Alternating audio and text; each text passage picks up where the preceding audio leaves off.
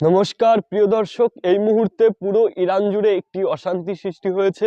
ইরানের যুবক যুবতীরা ইসলামকে রীতিমতো অস্বীকার করছে এবং ইসলামকে অপমান করছে। তো ইরানের মধ্যে এক অংশ মানুষ চাইছে ইরানের যে সুপ্রাচীন সভ্যতা রয়েছে, পারস্য সভ্যতা, সেই দিকে ফিরে যেতে। ইরানে যখন পারস্য সাম্রাজ্য ছিল তখন ইরান অর্থনৈতিক দিক থেকে অনেকটাই শক্তিশালী ছিল।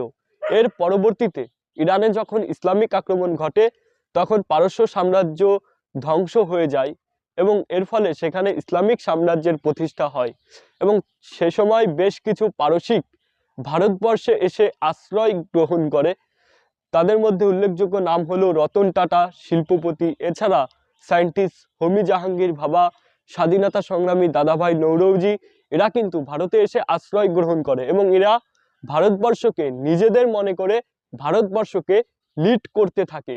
তো যখন ইরানের পারসিক সাম্রাজ্য প্রতিষ্ঠা হয়েছিল তখন ইরান অর্থনৈতিক দিক থেকে অনেকটাই বেশি শক্তিশালী ছিল।